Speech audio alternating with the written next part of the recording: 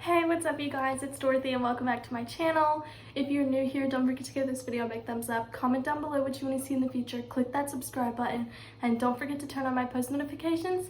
That way you guys get notified every single time I upload a video. And I'm going to start off by saying I know I look kind of ridiculous. I do have my hair wrapped up right now because I did just take a shower. We are in the final processes of getting ready to move, so I needed a shower because I was sweaty. But anyways, I'm gonna get right into the next chapter of As Good As Dead, which I believe is, chapter 8. So let's get right into this video. This video may contain sensitive topics and foul language. If you do not wish to continue, please click off of the video now. You have been warned. Chapter 8.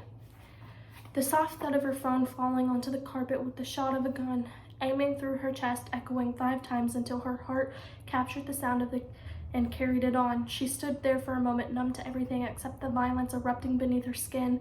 Great thunderclaps of gunshots and cracking bones, the sucking sound of blood between her fingers, and a scream, hers, the words rupturing at the edges as they threw themselves around her head. "Charlie, please don't do this, I'm begging you." The green walls of her room peeled away, revealing burning and blackened timbers collapsing in on themselves. The abandoned farmhouse resurrected in her bedroom, filling her lungs with smoke. Pip closed her eyes and told herself she was here and now. She wasn't there and then, but she couldn't do it, not alone. She needed help. She staggered through the fire, arm up to shield her eyes, to her desk, fingers fumbling, finding the second drawer on the right. She pulled it out, completely tipped the drawer over, out on the burning floor. Red string unraveled from her, papers fluttered, pins scattered, tangling in white headphone wires. The cardboard bottom that hid her secrets flipped away, and out came the 6 burner phones, falling out on their carefully structured order. Last out was a small clear bag. Pip ripped it open with shaking fingers. How were they there, so few left already? She tipped out one pill and swallowed it dry, her eyes watering as it scraped her throat. She was here and now, not there and then, here and now. It wasn't blood, it was just sweat. See? Wipe it on your leggings. And see? Not there, then and there, here and now. But was here and now any better? She stared at her phone, abandoned on the floor over there. Kill 2 birds with 1 stone. 2 dead pigeons on the driveway, one with dead, all-seeing eyes and one with none. This wasn't a coincidence, was it? Maybe it wasn't a cat. Maybe someone really had put them there, along with those chalk figures, drawing closer and closer. The same someone who was desperate for a Pip to answer that one question. Who will look for you when you're the one who disappears? Someone who knew where she lived, a stalker. She'd been looking out for trouble, so it had found her. No, stop. She was doing it again, taking things too far, seeking danger where maybe there was none. Kill 2 birds with 1 stone. It was a very common phrase, and she'd been receiving that question from Anonymous for a long time, and nothing had happened to her so far, had it? She was here. She hadn't disappeared. She crawled along the floor and turned her phone over to the device, recognizing her face and unlocking. Pip swiped into her emails, clicking into the search bar. She typed in, "Who will look for you when you're the one who disappears?" plus Anonymous.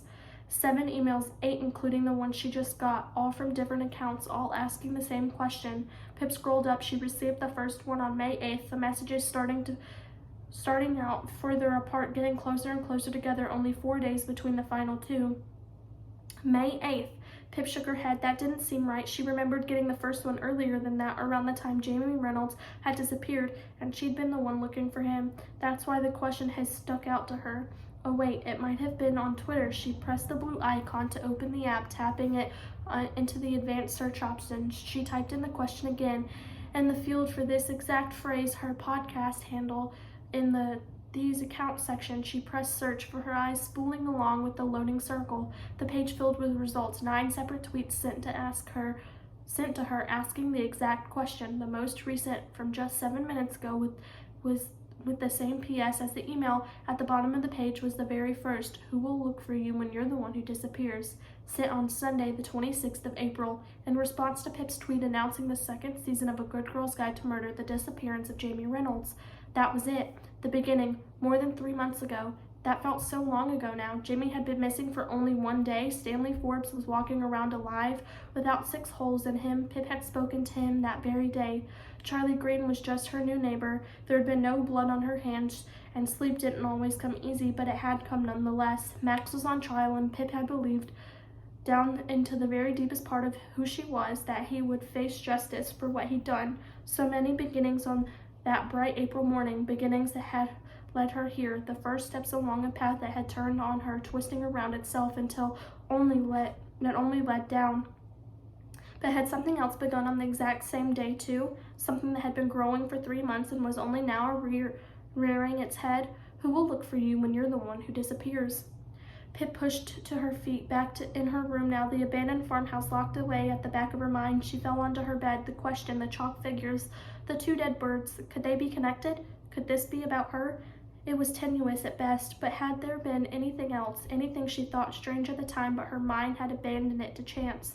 Oh, there had been that letter several weeks ago. Well, not even a letter. It had been just an envelope. Pippa Fitz and Bowie scribbled on the front in scratchy black ink. She remembered thinking there was no address, no stamp, so someone must have pushed it through the front door. But when she opened it, Dad standing beside her, asking whether it was old-fashioned nudes from Robbie.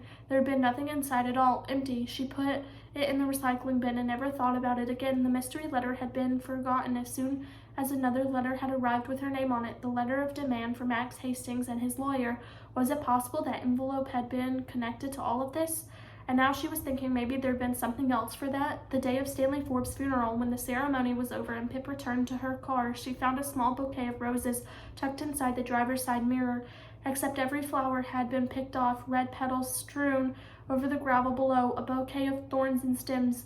At the time, Pip thought it must have been one of the protesters at the funeral who hadn't disbanded until the police were called. But maybe it wasn't any of the protesters, not Aunt's dad or Mary Skye or Leslie from the Stop and Shop. Maybe it had been a gift from the same person who wanted to know who would look for her when she disappeared.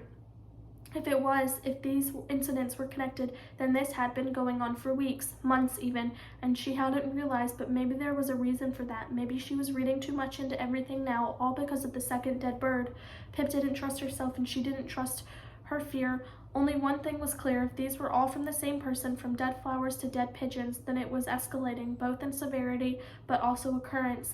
Pip needed to track it somehow, collect all the data points and see if there were any connections, if she really did have a stalk or if she was finally losing it. A spreadsheet, she thought, imagining the smirk on Ravi's face, but it would help to see it all neatly laid out, help her work out if it was real or any real in the dark place at the back of her head, and if it was real, where it all might lead, what the endgame was. Pip made her way across the room to her desk, stepping over the tipped-out contents of the drawer. She would tidy that up later. She pulled out her laptop, opened, double-clicked on Google Chrome, and pulled up a blank tab. She typed "stalker" into the search bar and pressed enter, scrolling down the list of results. Report: a stalker on a government website, a Wikipedia page, a site about types of stalkers, inside the mind of a stalker, psychology sites, and crime statistics.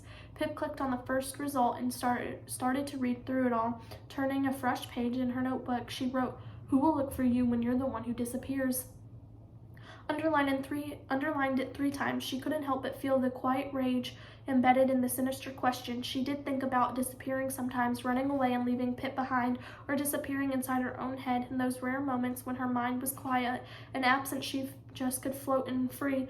But what did disappear mean, really, when it came down to it? Define disappear. Sometimes people came back from being disappeared. Jamie Reynolds was one example, and Isla Jordan, the young woman Elliot Ward had kept for 5 years thinking she was someone else. They had undisappeared, but then Pip's mind went back to beginning, back to Andy Bell, to South Sing, the victims of Scott, the monster of Rochester, Brunswick, to Jane Doe, to every true crime podcast and documentary she ever lost herself in, and in most cases disappear meant dead. Pip!